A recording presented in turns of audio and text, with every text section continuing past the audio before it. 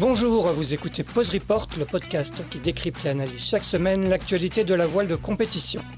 Pause Report est produit par Tip & Shaft, le média des professionnels et des passionnés de voile de compétition. Tip & Shaft, ce sont 2 newsletters hebdomadaires en français et en anglais, des podcasts, des formations, un studio de production de contenu, une plateforme de vidéos à la demande Sailors, ainsi qu'un festival du film que vous pouvez retrouver sur tipandshaft.com. Je suis Axel Capron et je vous souhaite la bienvenue dans Pause Report.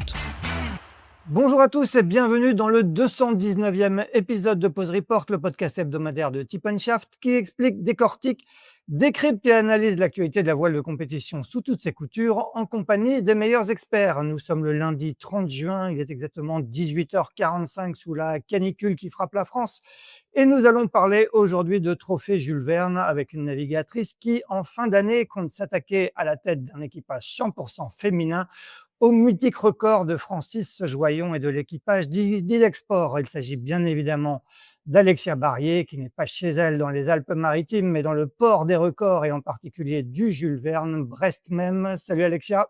Salut Axel.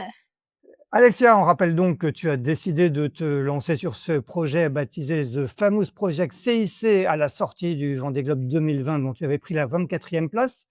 L'objectif pour toi, marcher sur les traces du premier équipage 100% féminin lancé en 1998 par Tracy Edwards sur le trophée Jules Verne. La tentative n'avait pas pu aller à son terme pour cause de dématage et donc tenter de battre le record établi en janvier 2017 par Francis Joyon et ses 5 équipiers en 40 jours, 23 heures, 30 minutes et 30 secondes. L'objectif secondaire, mais tu nous en parleras peut-être, étant d'établir un temps de référence entièrement féminin. Pour cela, tu as choisi de t'élancer sur le bateau détenteur du trophée Jules Verne qui garde le nom d'Idexport, trimaran légendaire, puisqu'en plus d'être le plus rapide de la planète, depuis maintenant plus de 8 ans, il a remporté la route du Rhum à 3 reprises avec Franck Camas en 2010, Loïc Perron en 2014 et Francis Joyon, toujours lui, en 2018. Un bateau qui a été remis à l'eau le 31 mai 2024, je crois, en vue d'un stand-by. Et vous avez commencé à naviguer récemment dessus début juin. En vue d'un stand-by en fin d'année, mais tu vas nous raconter tout ça. Alexia, on va donc commencer par le commencement. Est-ce que tu peux nous rappeler un peu l'origine de ce fameux project CIC, c'est son nom exact aujourd'hui? Ouais, avec plaisir. Écoute, avant le départ du Vendée Globe, une semaine avant le départ du Vendée Globe, je m'en souviens très bien, j'étais, à l'étage de notre maison, d'équipage, Sables d'Olonne et j'appelle mon sponsor de l'époque pour lui demander quelles sont ses intentions après le Vendée Globe. J'avais le sentiment que ce Vendée Globe, il allait m'amener des opportunités et l'occasion de réaliser d'autres projets. Moi, je lui dis: «Je veux faire du trimaran» et lui, il me dit: «Bah, moi, je veux refaire un Vendée Globe». Donc je réfléchis 2 minutes et je me dis: «Bon, OK, ça peut être cool aussi de refaire un Vendée Globe». Donc je m'aligne là-dessus, intellectuellement, je fais mon Vendée Globe et quand je rentre, on cherche un bateau plus récent parce que je sais pas si tu te souviens, mais j'ai fait le Vendée Globe sur le plus vieux bateau de la flotte, le Pingouin, qui avait appartenu à Ouais. Catherine Chavot, qui s'appelait Whirlpool. Et l'idée, c'était de trouver un bateau plus récent pour refaire un Vendée Globe parce que ce partenaire s'engageait à mes côtés pour une nouvelle campagne. Et au bout de 6 mois, on trouve pas de bateau. Et puis finalement, du jour au lendemain, j'ai plus de nouvelles de ce partenaire. Et je me dis, évidemment, c'est un coup dur, parce que toute cette énergie, mise en place pour, monter une campagne Vendée Globe, c'est quelque chose, même si on l'a déjà fait une fois, c'est toujours, énormément d'énergie à mettre en jeu. Ouais. Mais je me dis finalement, les choses arrivent toujours pour une bonne raison et en fait, je me rends compte que j'étais pas du tout alignée avec cette idée de repartir sur un Vendée Globe et que je voulais vraiment faire du trimaran. Donc je me lance, je me dis: «OK, j'ai plus de sponsors, j'ai plus de bateau parce que j'ai réussi à vendre le Pingouin, mais je vais lancer ce projet de course, de record en trimaran». J'avais envie de faire le trophée Jules Verne depuis toute petite, évidemment, ça me faisait rêver ces bateaux et donc je lance The Famous Project. Je me Ouais, dis c'était un rêve, c'était un rêve, tu vois, un rêve, mais autant le Vendée Globe à 12 ans, je me suis dit: «Je vais le faire, je vais y arriver». Autant le trophée Jules Verne, c'était un rêve, mais je savais absolument pas comment m'y prendre parce que j'ai quand même l'impression qu'il y a beaucoup moins de marins, c'est pas une impression, c'est une réalité, qui ont navigué, sur ce trophée Jules Verne que de marins finalement qui ont tenté ou qui ont réalisé le Vendée Globe finalement, même si c'est en solitaire et le trophée Jules Verne en équipage. Donc c'est vraiment beaucoup plus, entre guillemets «élitiste», et c'était un peu comme, de me dire: «Bah, tiens, je vais aller marcher sur la lune. C'est cool, mais je sais pas par où attaquer». Néanmoins, j'ai très envie de le faire et je commence à réfléchir à mon équipage de rêve et là, c'est des noms de femmes qui me viennent en tête et je commence à regarder un peu, les éditions précédentes de ce trophée Jules Verne. Évidemment, je connaissais l'histoire de Tracy Edwards, d'Ellen MacArthur, Donna Bertarelli, mais je me dis: «Il y a quand même pas eu beaucoup de femmes, sur ces trimarans, sur ce record», donc j'ai trouvé ça assez chouette de lancer un équipage 100 féminin pour donner l'opportunité à des athlètes de haut niveau en voile, bah, de se lancer à mes côtés, dans cette, aventure complètement folle. Donc Donc, l'idée de cet équipage 100 féminin, c'était pas forcément qu'au dès le début l'idée de départ, c'est venu au fil de ta réflexion justement en étudiant le projet? oui, j'avais pas d'idée de départ si ce n'est que je voulais faire du trimaran, tu sais? C'était assez basique. Ouais. J'étais pas, comme je te l'ai dit, je savais pas du tout, comment m'y prendre et puis, pendant la Transat Jacques Vabre que j'ai faite avec Manu Cousin en 2021, j'ai quand même passé mon temps, évidemment, à faire la course et à l'apprécier et merci à Manu pour cette opportunité d'avoir essayé de mettre des points dans mon panier pour me qualifier pour le Vendée Globe 2024, mais ma tête, elle était pas là parce que j'envoyais des messages à mes amis, des experts du trimaran pour qu'ils me trouvent un bateau. Alors j'ai regardé, tu vois, j'ai regardé des vieux Orma qui étaient, aux États-Unis, qui coûtaient pas cher, tu vois, je savais pas quel bateau je pourrais avoir, comment j'allais faire. Donc l'équipage, c'est venu petit à petit, dans ma réflexion et puis soudainement un éclair de lucidité, de réaliser que, ouais, ce serait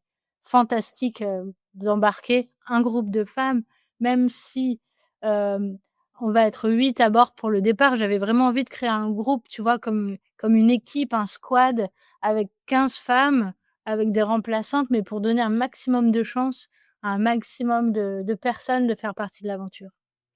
Donc je lance le projet et on reçoit, je crois 300 candidatures, mais des femmes qui m'écrivent du Japon, d'Algérie, de Corée, des femmes qui sont, par exemple, je n'ai une personne qui était coiffeuse et qui voit le message: «On va faire le tour du monde, avec un équipage 100 féminin», qui disait: «Ah oui, j'aimerais bien faire ça».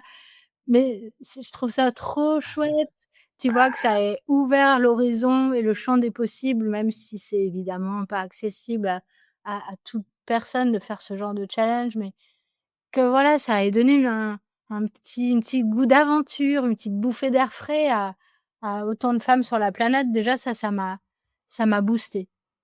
Quelles ont justement été, du coup après une fois que tu as eu l'idée, une fois que tu as lancé l'idée, quelles ont été, les étapes principales du projet?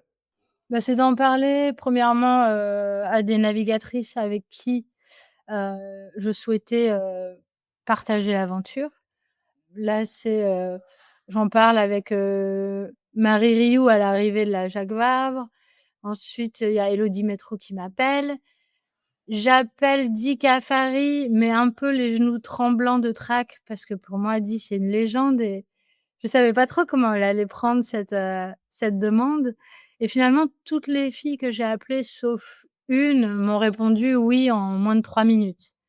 Et tu vois, là, ça m'a convaincue qu'il y avait, une envie forte des femmes, navigatrices de participer à ce genre de challenge où elles n'avaient pas spécialement eu l'opportunité finalement de pouvoir, se dire: «Un jour, je vais faire le trophée Jules Verne» et elles en rêvaient sûrement comme moi depuis toute petite.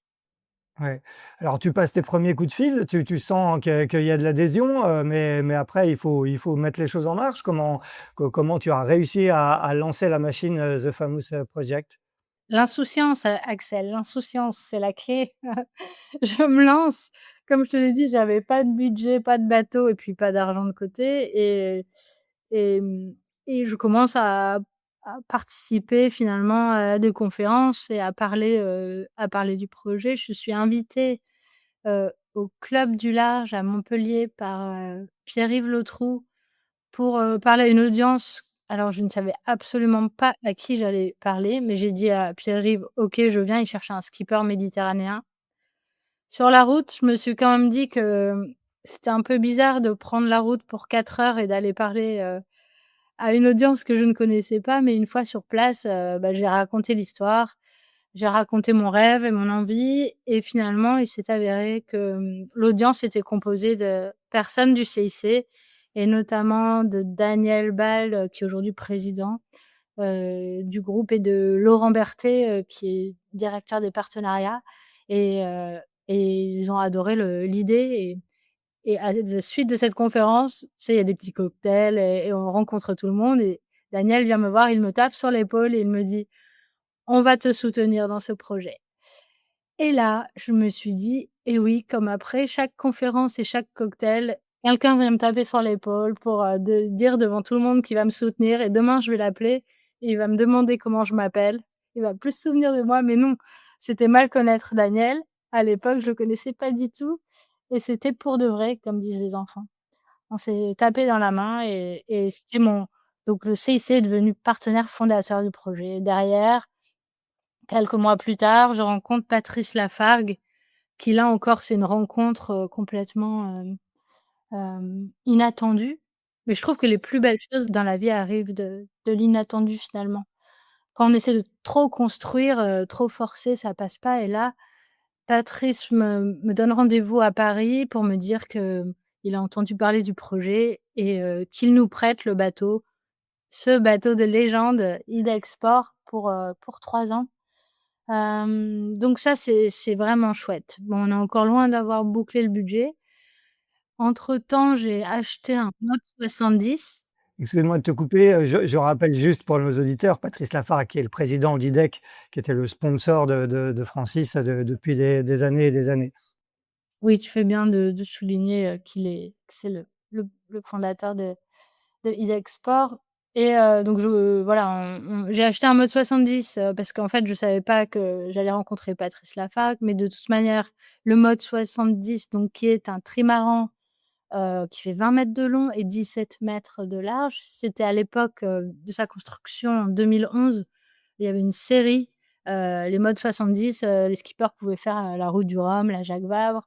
Ils ont été, tous retournés, tous se sont retournés et aujourd'hui, c'est un bateau, il y a plus de classe, mais par contre qui continue à courir, en équipage sur des courses, notamment des courses, anglo-saxonnes avec des skippers de renom à bord comme Brian Thompson, Loïc, Perron, et d'autres, navigateurs connus et je me suis dit que le mode 70 c'était, une bonne école pour nous les navigatrices qui venions du monocoque, tu vois?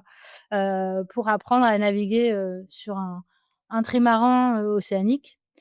Je vais quand même souligner quelque chose d'important, c'est que le monocoque et le multicoque, c'est 2 façons de naviguer complètement différentes. Alors peut-être pour certains d'entre vous, c'est une évidence, mais pour ceux qui ne connaissent pas les multicoques, je vais vous faire une petite comparaison facile. C'est un peu comme si j'étais passée de pilote de MotoGP à, finalement pilote de Formule 1. Ça n'a absolument Ouais. rien à voir en termes de pilotage, donc les filles qui m'entourent, elles ont fait des tours du monde comme Dika Fari, elle a fait 6 fois le tour du monde en course. Elles ont des médailles d'or aux Jeux olympiques, mais elles n'ont jamais navigué en multicoque. Donc là, démarre l'apprentissage du multicoque.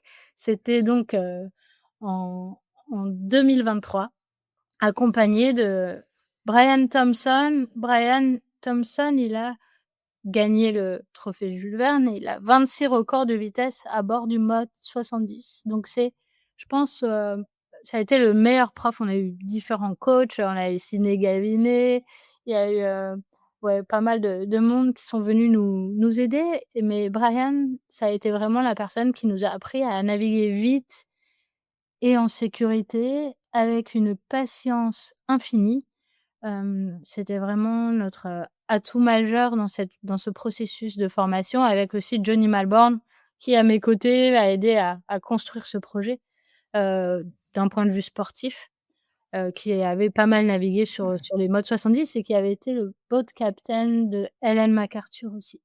Ouais, on rappelle, Brian Thompson, c'est une vraie comme tu le disais, c'est une vraie légende de la voile et notamment du multicoque, un équipier, très très recherché. Il a fait plusieurs fois, le tour du monde, il a fait le Jules Verne. Il a aussi fait le Vendée Globe, je crois, si je ne me trompe pas, en 2008, c'était sur un plan Juan Kuyunjian et Johnny Malbon aussi a participé, au Vendée Globe. Donc finalement, tu commences à constituer, cette équipe, sur ce mode 70 et tu raconte-moi un peu justement, tu disais que le mode 70, c'est comme passer, du de en tout cas le multicoque, c'est comme passer, du MotoGP à la F1, de la MotoGP à la F1. Comment ça se passe les débuts? Il y a on commence par quoi quand il faut apprendre à naviguer sur un trimaran de 20 mètres comme tu le racontais? Bah, la première fois qu'on navigue, avec, les filles, Brian et il y avait Johnny avec nous aussi à bord. C'était à la Grande Motte. 1re semaine d'entraînement, 1er jour, navigation cool, tu vois? Il y avait 10 nœuds.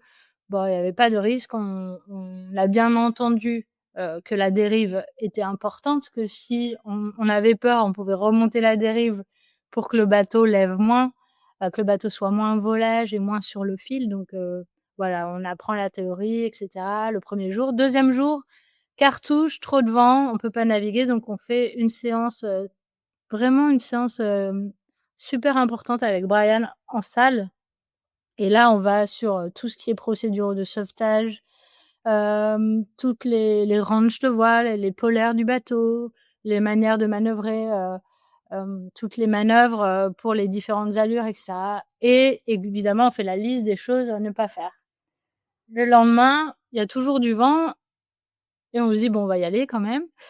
Et on va partir sur la je sais pas si tu sais, Quito de Pavan, il a mis en place, la les records du lion, dans le golfe de Gascogne. Donc on a Ouais. fait une de ces routes-là pour entraînement en partant de Port Camargue et qui nous amène à la frontière espagnole en longeant la côte. Donc là, tu vas longer tous les spots de vitesse, en planche à voile. Donc le vent accélère bien, il y a des effets de côte assez surprenants.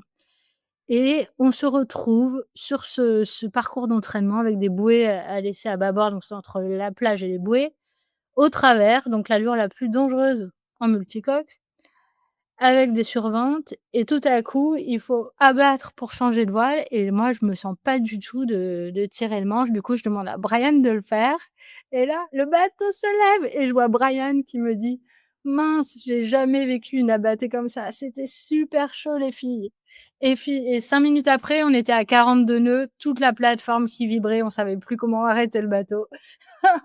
Donc cette, 1er entraînement dans du vent, on bat le record, des Griffes du Lion et c'était pas du tout, l'objectif de la journée. Mais on a adoré parce qu'on s'est fait peur et je pense que c'est important de garder ce souvenir, qu'en trimaran, bah, ça peut lever en 1 seconde et tout peut changer. En 1 seconde, tu peux passer d'un mode confortable à un mode super scary, super effrayant. Donc on a continué après à naviguer sur des courses.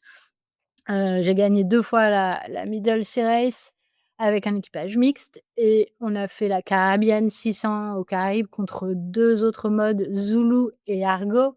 On n'était pas loin derrière et on est revenu pour la première fois avec sans coach, avec équipage 100% féminin des Caraïbes jusqu'à Portimao et là, je me suis dit: «Ça y est, c'est bon avec Di, on a pris nos places». C'est mon co-skipper, je suis le capitaine. On arrive à faire en sorte que tout le monde, manœuvre correctement, qu'on navigue en sécurité. On n'était sûrement pas les plus rapides, mais en tout cas, pas à pas, on s'est sentis, plus en confiance sur le bateau et encore une fois, ce mode 70, il est fabuleux parce que c'est une mobilette. Tu as pas besoin d'avoir, 4 Zodiac pour sortir du port, tu voilà, tu fais tes manœuvres, évidemment, c'est physique, mais tu fais tes manœuvres, rapidement. Les voiles, ce que j'adore en multicoque, c'est toutes les voiles sont faciles à hisser. Par rapport à mon pingouin où j'avais un speed de 400 carrés trop, trop dur à hisser. Tout était dur sur ce pingouin de toute manière. Sur le mode, tout est beaucoup plus facile et fluide. Donc j'ai vraiment adoré, adoré ce moment, ces mois passés, sur le mode. Le truc difficile pour moi, c'est qu'en même temps, je devais, chercher des partenaires et donc, tu vois, avoir la casquette de chef de projet et de skipper en même temps. Quand en plus tu dois progresser et tout apprendre, c'est assez, assez intense, mais super chouette. Donc vous rentrez par la mer, effectivement de la Rock Caribbean 600, en début 24, hein, si je ne me trompe pas. Dans le même temps, tu l'as dit, vous avez récupéré Idexport. Est-ce que vous avez dû faire beaucoup de travaux sur ce bateau? Est-ce qu'il y a eu des optimisations, pardon, avant que vous le remettiez à l'eau? Je crois que c'était la 1re remise à l'eau, c'était comme je le disais tout à l'heure, 31 mai, 2024. Bah, pendant qu'on rentre, ouais, des Caraïbes avec le mode, le bateau est en chantier. C'est Eric Lamy, qui prend le chantier en charge avec une équipe. Il y avait énormément de travaux à faire parce que le bateau, heu, il a il a beaucoup navigué en 5 ans. Il a peut-être pas toujours passé assez de temps au chantier. En tout cas, on a dû tout, revoir du sol au plafond. On a fait la structure était bonne, mais chaque roulement, chaque chariot, chaque poulie, chaque bout, les voiles, l'électronique, l'informatique, il y avait absolument tout à revoir. Donc c'était un chantier de 7 mois, dehors, à Vannes, chez Multiplast. Les statistiques l'issue de cet hiver ont annoncé que c'était l'hiver le plus pluvieux à Vannes depuis des années. Donc l'équipe a bossé dans des conditions, hyper difficiles. Hem mais c'était nécessaire, en fait, parce que moi, je me voyais pas reprendre le bateau et tu vois, je vais dire un truc super évident, je suis pas Francis Joyon, j'ai pas son expérience et je connais pas le bateau comme il le connaît. C'est un peu comme quand tu as une vieille bagnole où tu sais qu'il faut pas passer la troisième sinon tu vas tout péter. Bah, moi, j'avais pas, toutes les instructions parce qu'il y a pas eu de prise en main, il y a pas eu de passation, donc on repartait d'un bateau, qui avait besoin d'amour et on lui en a donné beaucoup et on le remet à l'eau, en juin, hem et quelques semaines après, 2 semaines après, on apprend qu'un de nos partenaires principal, quitte le projet suite à un changement de direction, au sein de la société et donc un changement d'envie, quant au sponsoring et on fait plus partie de la photo. Et excuse-moi de te couper, mais justement à ce moment-là, nous sur les réseaux, on voit le bateau, qui sort de chantier de ça et après il y a eu, on a moins eu de nouvelles, du bateau. Est-ce que ça veut dire que vous n'avez pas du tout navigué, sur Idexport, quand il est sorti de chantier et que tu as passé tout ce temps, à chercher justement, des partenaires pour combler ce désistement? Je te confirme, on n'a pas du tout navigué. On a un budget qu'on n'a pas encore atteint, mais de 3 millions d'euros par an, ce qui n'est pas un gros budget pour ce type de projet de bateau. On tournait à un minima de coûts, mais vraiment ras les pâquerettes sans naviguer à 150 000 € par mois de frais. Donc si tu veux, moi j'ai dit, quand on perd ce partenaire, bah, là, on peut pas naviguer parce qu'on peut pas finir la prépa du bateau. Il restait encore, au moins un mois de boulot sur le bateau, des frais à faire, des factures à payer et on s'est retrouvés du jour au lendemain, avec, l'horizon, complètement bouché, quoi. Je veux dire, en tant que en tant que chef de projet, c'était absolument hors de question d'aller naviguer alors qu'on n'en avait pas les moyens et qu'on avait encore des fournisseurs à payer. Donc j'ai tiré le frein à main et pour trouver des solutions, en fait. Pour aller chercher des solutions, pour me mobiliser complètement sur la recherche de fonds et la recherche de solutions avec les partenaires qui sont encore là à nos côtés et j'ai pas cité Richard Mille qui est rentré dans l'aventure aussi. Mais ces partenaires, voilà, ils ont eu, la la bienveillance de croire en nous et de croire en moi et de nous laisser, respirer pour comment dire? Trouver ces financements et de pas nous poser des questions, «Quand est-ce que vous naviguez? Pourquoi vous êtes pas en train de vous entraîner?» parce que, bah, c'était juste pas possible. Ça a été super dur, mais l'équipe, s'est jamais démobilisés, même s'ils étaient partis, certains sur d'autres projets, naviguer ou travailler. Ils ont toujours cru en moi et ça m'a beaucoup aidé de sentir cette énergie me pousser et savoir qu'on allait trouver des solutions. Alors justement, comment la situation a-t-elle fini par se débloquer? Et est-ce que tu t'attendais à ce que ça soit si difficile? Parce que sur le papier, le projet, pour des partenaires, est plutôt séduisant. Le trophée Jules Verne sur le bateau, détenteur du record avec un équipage 100 féminin. De l'extérieur, ça peut paraître, «facile» entre guillemets, bien évidemment, à vendre. Et est-ce que ça a été difficile? Tu as essuyé beaucoup de refus et comment la situation s'est-elle débloquée?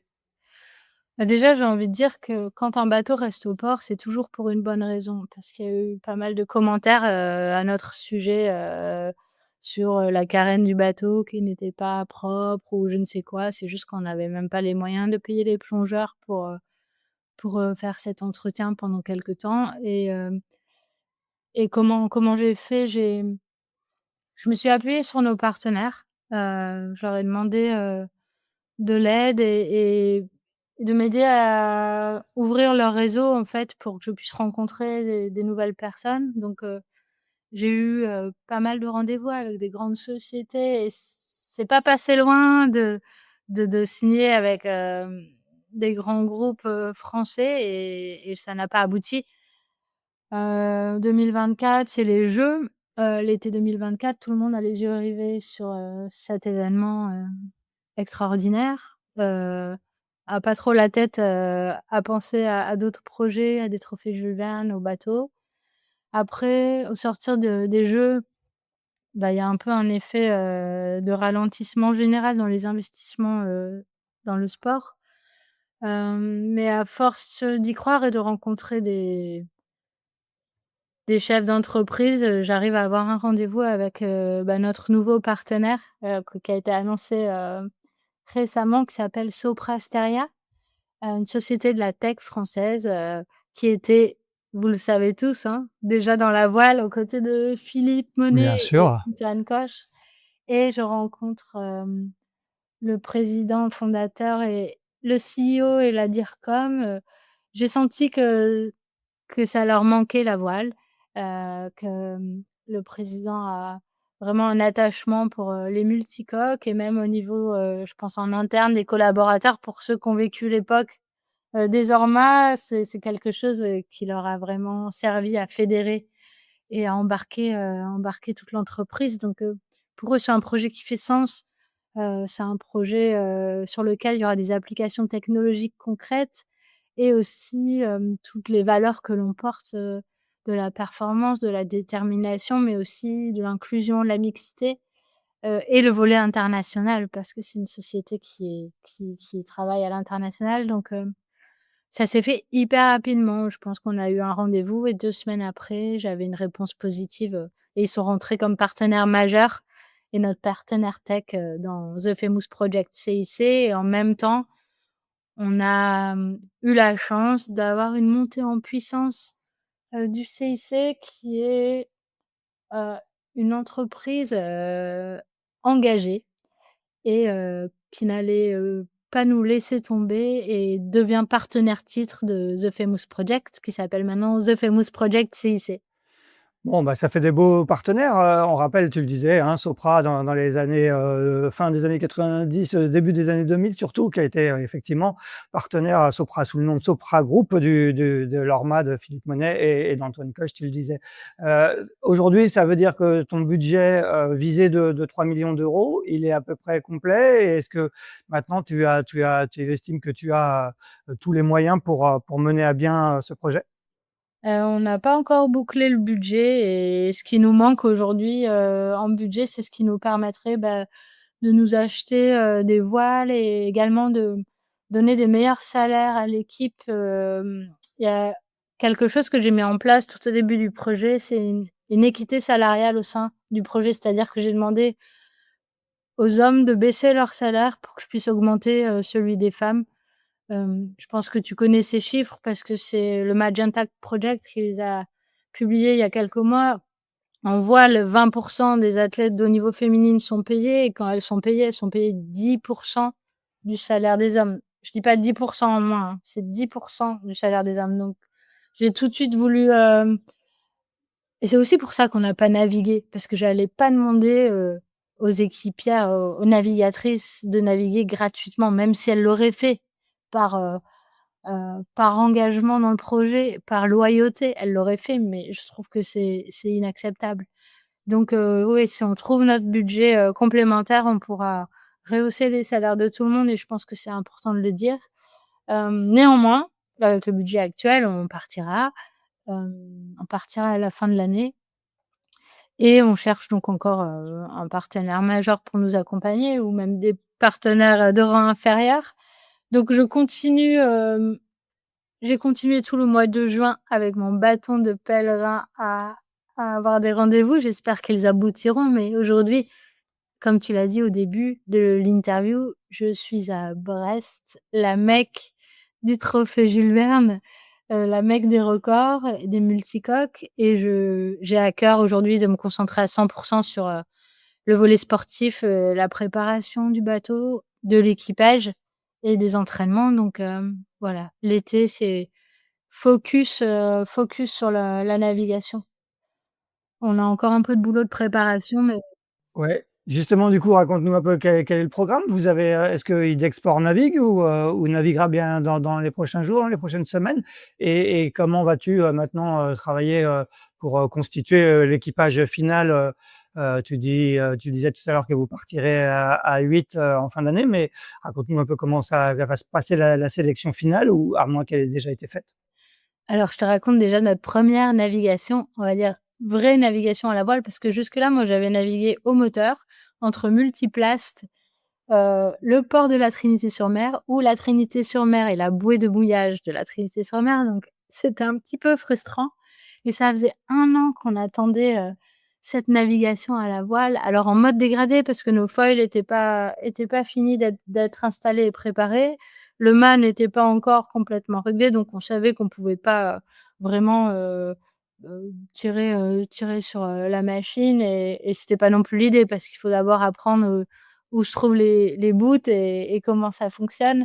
Mais cette première navigation, on part à 8 heures du soir du port de la Trinité-sur-Mer, on hisse la grand voile et on déroule un J2 pour commencer et puis on navigue de nuit à bord de cette machine, qui pour moi, dans le faible vent, dans mon idée, je sais pas pourquoi, peut-être parce qu'il est géantissime ce bateau. Je pensais qu'on allait être collés et qu'on allait faire du moteur, mais pas du tout. Le bateau, il filait, c'était chouette. Puis finalement, on a fait 26 nœuds de vitesse, jusqu'à ce que je dise: «Ouh, les amis, on a dit qu'on allait pas vite parce que c'est la première nave, il fait nuit et tout n'est pas encore calé». Donc on a réduit la toile, on a pris un riz, on a gardé le J2 et puis on est arrivé au petit matin à Brest, avec tous les agents du port, et de la ville de Brest qui nous attendaient sur le quai dans voilà, une ambiance très chaleureuse. Donc voilà, notre première nave, elle était absolument magnifique. À bord, il y avait C'était quand? on est parti le 13 juin, un vendredi 13. Ouh là là, on a encore pris des risques. Non, je plaisante. Je suis pas superstitieuse et à bord, on avait donc, Molly qui est une américano-italienne qui a 25 ans, qui sera le boat captain pendant le tour du monde. Il y a Annemiek Bes qui est hollandaise, championne olympique. Tamara, je sais jamais dire son nom, l'espagnol, Etchegoyen, qui est aussi médaillée olympique, Tchégoyen, ouais. exactement. Et donc on était 4 filles et avec nous Gérald Vignard, mon ami, du Figaro et qui était, sur la préparation de mon électronique, sur le Vendée Globe, qui est venu nous filer la main pour, finir l'installation, électronique et informatique du bateau. Il y avait un autre technicien qui s'appelle Gilles et notre, fameux Clément Surtel.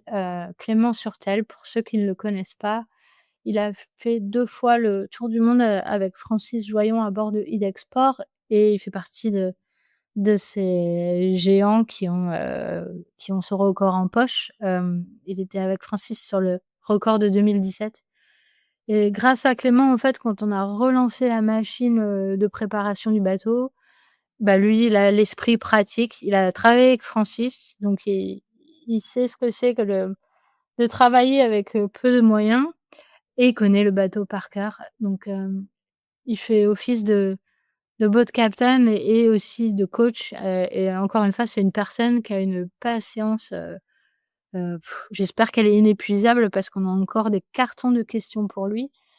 On va commencer à naviguer, en entraînement dans quelques jours. Là, cette semaine, donc on est début juillet, on va emmener nos partenaires naviguer parce qu'ils l'ont bien mérité aussi, de vivre, ces moments à bord du trimaran, et à partir du 7 juillet, on fera des entraînements à la journée avec, l'équipage au complet ou presque, et j'aimerais à la fin juillet partir sur le parcours du tour des îles Britanniques, en entraînement. D'accord. On n'est pas à l'abri de faire comme quand on est parti innocemment sur le parcours des Griffes du Lion, où on voulait pas battre un record, mais c'est quand même un parcours de record, donc on va quand même se donner à fond. Et au mois d'août, j'aimerais faire un aller-retour dans l'Atlantique pour, faire des milles, avec l'équipe et passer, quelques jours en mer toutes ensemble. Finalement, ce temps qu'on a perdu, de stand-by forcé à cause des finances, ça nous a un peu fait perdre du temps d'entraînement, même si on avait le mode, qui était toujours à l'eau. Mais tu sais, dans la vie, soit tu as les sous et tu as pas de temps, soit tu as du temps et tu as pas de sous, hein. Je connais personne qui a tout en même temps. Bon, et beh, je et raconte-nous maintenant justement l'équipage, est-ce que cet équipage, il est finalisé? Et si oui, est-ce que tu peux, nous le présenter? Alors, on n'a pas finalisé l'équipage, puis on va faire cette annonce le 16 septembre, au musée de la Marine à Paris. Le musée de la Marine est partenaire du projet. Non, on va profiter, voilà, de continuer à faire progresser un groupe. Alors, on n'est plus 15 filles parce que on n'est plus 15 femmes parce que, certaines d'entre nous sont parties, naviguer sur d'autres supports, et ce qui est totalement normal, hein. Enfin, les navigatrices, elles ont une carrière à mener, elles doivent gagner leur vie, donc elles allaient pas attendre que le projet se relance pour, saisir les opportunités qui se présentent à elles. Donc je pense à Élodie, Métro qui navigue en Ocean 50, et Marie Rioux qui est à bord du bateau de Justine, de Justine Métro. On a avec nous, je vais quand même te citer les filles qui sont là. Il y a donc Dika Fari, bon ça c'est officiel, elle sera avec moi, c'est ma co-skipper. Hem, ouais, Di, je vous l'ai dit tout à l'heure, c'est 6 tours du monde. C'est la seule femme Ouais. qui a fait le tour du monde à l'envers et à l'endroit, en solitaire, sans escale et sans assistance. C'est une femme avec une énergie, incroyable. Elle a navigué beaucoup en équipage, elle a une très bonne faculté à gérer l'équipe et à voir, les emmerdes avant que ça arrive. Donc c'est vraiment pour moi un bras droit très précieux, et puis c'est une très bonne navigatrice aussi, évidemment. On a, Déborah Blair qui a 21 ans. Déborah, elle est anglaise, elle navigue, surtout, en Angleterre, et elle a toute l'énergie, la folie de la jeunesse avec, à ses côtés, Bex. Bex, c'est une néo-zélandaise. Rebecca Gmoar, qui navigue beaucoup, à l'international. Il y a, Molly, je l'ai citée tout à l'heure, Molly Lapointe, mais elle est pas française, elle est américano-italienne. Molly, ce sera le boat captain. Donc là, l'enjeu, c'est de permettre aux filles de connaître le bateau. Donc Molly qui sera boat captain, elle travaille au quotidien aux côtés de Clément Surtel. Tamara et Annemiek, mes 2 olympistes, qui sont, des machines. Physiquement, elles sont, très fortes. Elles ont une finesse de réglage qu'on ne connaît que quand on a fait des années et des années d'olympisme. Je pense qu'on est tous assez complémentaires finalement dans nos compétences. Et il y a Marie Tabarly, qui navigue aussi avec nous. Voilà, pour l'instant, c'est le groupe, réduit, et d'autres personnes qu'on va faire naviguer et qu'on va tester pendant l'été. D'accord. Pour moi, les compétences à avoir pour faire partie de l'équipage, c'est d'être capable finalement de évidemment, naviguer sur un trimaran, c'est que des athlètes de haut niveau, c'est que des femmes avec des palmarès incroyables et même les plus jeunes qui n'ont pas de palmarès, elles sont très talentueuses, mais c'est surtout et avant tout être capable d'apprendre des autres et quand on est la plus forte sur le bateau, de pouvoir, transmettre ce qu'on sait et tout toujours dans la bienveillance. En fait, on a eu beaucoup de personnes qui sont venues naviguer mais qui avaient un peu du mal avec cette notion de groupe. Donc, là, on commence à avoir un groupe solide, comme un peu, tu sais, comme quand tu construis une côte de mailles et si tu as un maillon de la côte de mailles qui casse, tu as tous les autres maillons qui sont là pour la soutenir. C'est ce qu'on essaye de construire avec ce groupe. Toi, tu es la skippeuse de ce bateau. Tu as auparavant navigué en solitaire, on l'a raconté au début sur le Vendée Globe. Comment on passe d'un projet en solitaire, même si on sait que c'est des projets d'équipe, hein, un Vendée Globe. On ne fait pas le Vendée Globe tout seul, mais en tout cas, on le fait tout seul sur l'eau.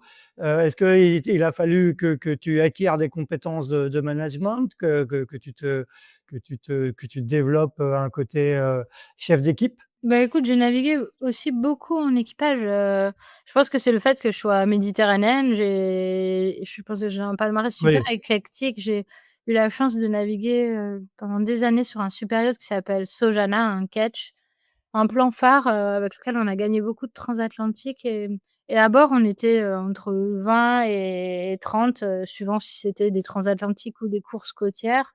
Des équipages toujours internationaux. J'étais souvent la seule femme et la seule française à bord. J'ai eu la chance d'être, chef de quart sur ce bateau, de naviguer aux côtés de personnes qui avaient gagné la coupe de l'America, qui avaient gagné la Volvo Ocean Race, donc toujours avec le plus haut niveau d'exigence, sur ce bateau et j'ai énormément appris, grâce à Sojana. Et je pense que c'est ça qui m'a amenée aussi à faire un équipage international, de voir, la richesse de, l'interculturalité et les façons de naviguer, en fonction de là où on vient, de notre palmarès, mais aussi de notre pays. J'ai eu la chance de naviguer avec Dennis Conner pendant 1 an sur son bateau classique. Alors OK, c'est un bateau classique, c'est pas du bateau moderne et cetera, mais c'est Dennis Conner avec son équipage de la coupe et là, tu apprends à communiquer, de manière efficace. C'est-à-dire, j'ai appris que quand il arrive, je te raconte l'histoire, je la fais courte, elle est un peu longue, mais on passe une marque au vent, on va pour hisser le spi sur son petit, Cotton Blossom, donc c'est un petit bateau, les spis sont petits, il y a rien, il y a aucun enjeu physique, le spi passe à l'eau et là, je me suis dit: «Big bad Dennis, mais il va s'énerver, ça va voler». Moi, j'étais au réglage, j'étais juste à côté de lui, je me suis dit: «Ça va partir en vrille». Pas un mot à bord. On a fini la course et on est arrivé au port et là, il a fait le débrief de manière posée et là, je me suis dit: «Bah, voilà, c'est ça. En fait, quand Ouais. tu fais des bêtises, ça sert à rien de remettre de la pression à ton équipe. Tu essayes juste de gérer les prochaines étapes et après tu débriefes et puis tu seras meilleur le coup d'après». Donc je travaille beaucoup là-dessus sur, évidemment, on fait des bêtises, on fait des erreurs. Il y a des personnes, tu leur dis 50 fois la même chose et tu sais très bien qu'elles vont refaire la même bêtise. Donc tu essayes de les mettre à un autre poste et en fait, quand ça va pas dans l'équipe, quand j'ai envie de m'énerver, j'attends. Quand je peux, je rentre à l'hôtel ou à la maison si on rentre à terre et là, je me pose et je me dis: «Quelle erreur j'ai fait en tant que capitaine?» En fait, cette personne, je l'ai peut-être pas mise à la bonne place. Si elle est pas bonne, c'est pas parce qu'elle a pas de talent, c'est peut-être que juste que je lui ai pas laissé assez de place pour sa créativité. Tu as tellement de caractères différents donc j'apprends ce rôle de capitaine, je me remets beaucoup en question sur mes choix et la manière dont je m'exprime et dont je me comporte avec mon équipe, pour les mettre en confiance. Parce que, tu le sais, tout le monde le sait, c'est valable sur un bateau, mais dans une entreprise, c'est pareil. Quand tes équipiers sont en confiance, mais ils sont hyper inventifs, créatifs et avec le smile, donc ouais, Ouais. c'est super important. Parlons maintenant du défi qui vous attend. Déjà, est-ce que tu peux nous dire, quand vous serez officiellement quand vous envisagez de vous mettre en stand-by, pour le record? Et après parlons du record en lui-même, on ça fait maintenant, 8 ans que beaucoup se cassent les dents, sur ce chrono de 40 jours, 23 heures, 30 minutes et 30 secondes. Beaucoup vont même pas au bout du tour du monde. Il y a eu beaucoup de cas sur les dernières tentatives. Comment toi tu vois ce challenge? C'est un je pense pour moi, c'est vraiment, bah, le graal, évidemment, c'est de battre le record, mais tout ce qu'on met en place, aujourd'hui, ça va au-delà du simple fait que de battre un record. J'entends que, hem, les aficionados des chiffres et des records du trophée Jules Verne attendent de moi que je dise: «Oui, on va essayer de battre le record, on va tout faire pour battre le record». Oui, on va faire ça, mais avant ça, déjà, on va terminer le tour du monde et établir un temps de référence féminin parce qu'il y a aucun équipage féminin qui a jamais fait le tour du monde sans s'arrêter. Donc ça, c'est important, heu, d'exister, d'être sur la ligne de départ. Je sais pas si les gens se rendent compte, mais à quel point, c'est difficile, d'arriver sur la ligne de départ du trophée Jules Verne. C'est difficile pour tout le monde, je pense, hommes et femmes, mais peut-être encore plus quand on se lance, en tant que femme dans de tels projets. Hem, Notre stratégie, ça va évidemment d'oser prendre des risques, mais aussi d'avoir le courage d'être prudente pour, terminer le tour du monde. On on fera pas demi-tour si on voit qu'il y a une meilleure fenêtre météo un mois plus tard. On va partir et tout faire pour, terminer le tour du monde et puis on en fera d'autres derrière. On fera d'autres, tentatives de records ou d'autres records.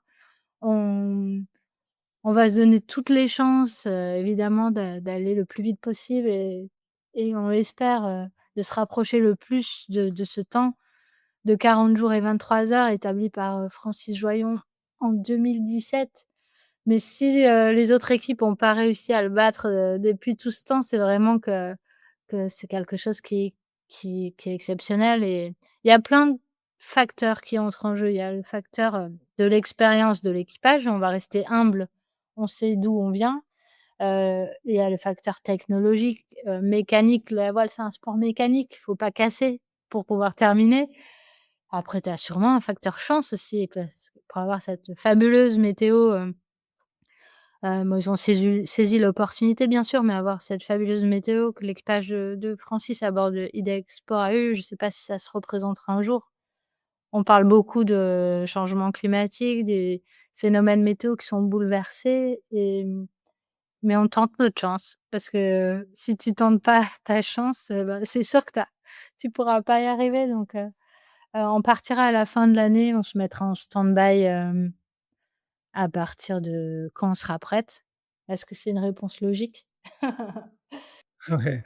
Bon, c'est en général, c'est à part de début novembre, quoi, un truc comme ça, fin octobre, début novembre. On remet le bateau un mois au chantier à Brest et on le remettra à l'eau, début octobre, donc on se donne un mois de pour terminer la mise au point et dernière navigation d'entraînement et je on se mettra en stand-by à partir de fin novembre, le jour de mon anniversaire. C'est le jour que j'annonce toujours quand on me demande quand vous partez, donc le 26 novembre, on partira pour le trophée Jules Verne.